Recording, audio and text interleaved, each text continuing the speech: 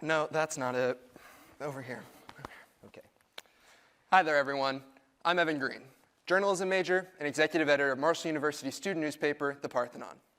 And I'm Luke, an accounting major and an innovation intern with the I-Center, Marshall's Center for Innovation and Entrepreneurship, and apparently not the funniest guy Raphael knows. Now, who knows what an innovation intern is? I sure don't. But today, we're here to talk about networking. Specifically, an aspect of networking that many people don't prioritize, interdisciplinary networking. We want to discuss not only what it is, but why it's become more important than ever in our increasingly connected world, and how you can integrate it into your own daily life. Now, we all have friends. And if you don't, just pretend for tonight. And often, our friends come from diverse backgrounds and industries.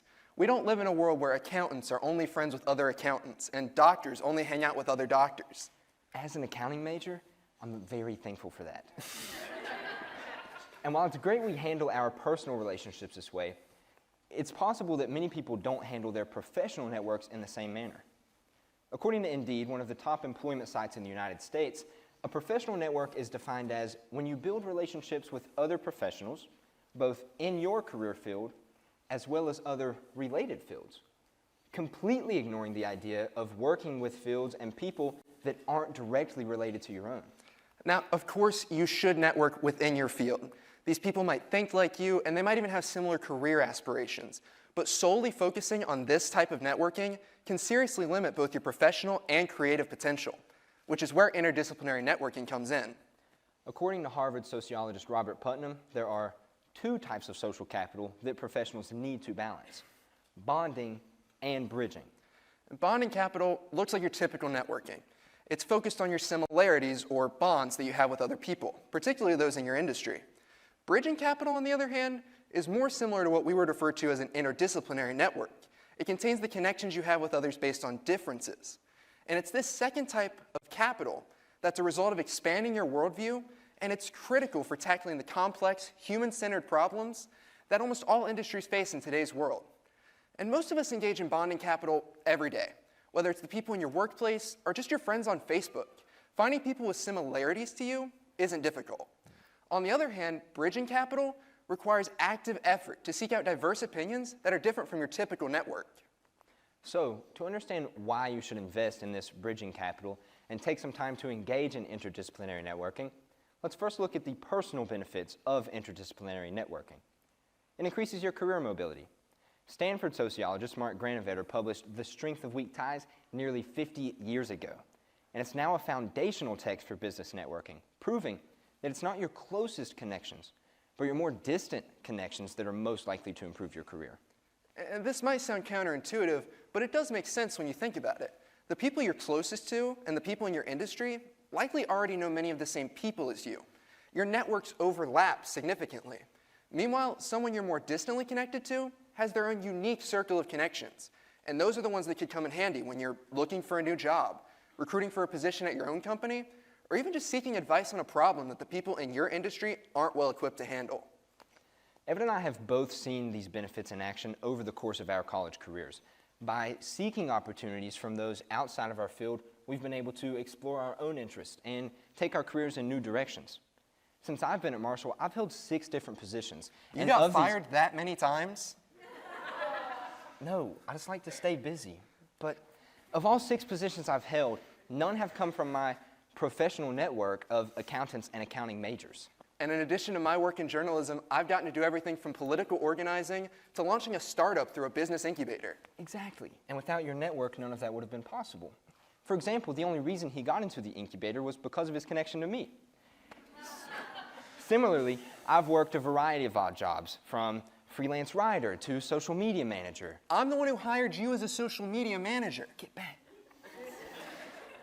While bridging capital is beneficial to us on this personal level, the real benefit lies outside the personal aspect. Interdisciplinary networking can help promote creative thinking and prevent groupthink, or the act of blocking critical thinking in order to fit in with those around you. According to the University of California, Berkeley, when as little as 37% of a group agrees on something, the rest of the group becomes more likely to agree with that section than with their own initial thoughts. And with social media algorithms and polarized media feeding us our own personal version of groupthink every day, it's become more important than ever to make intentional decisions regarding our network in order to seek out unique perspectives and supercharge our creativity. Again, while it's not terrible to have friends who think like you, interdisciplinary networking serves a purpose greater than oneself. To tackle big problems, we need people with unique ideas, backgrounds, and skill sets.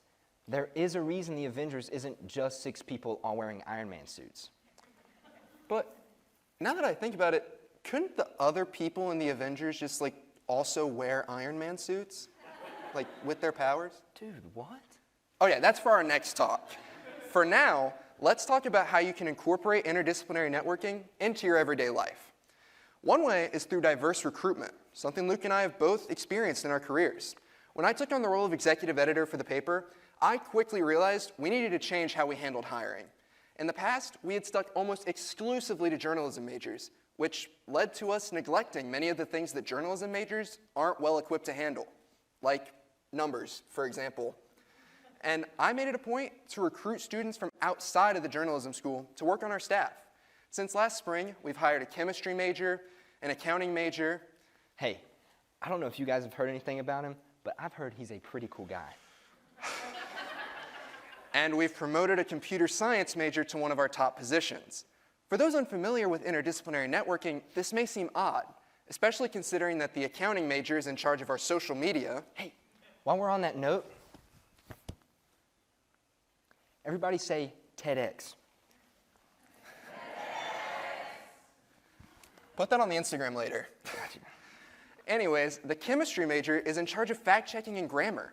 But each of these employees bring unique skills to the table that wouldn't be possible without their interdisciplinary background.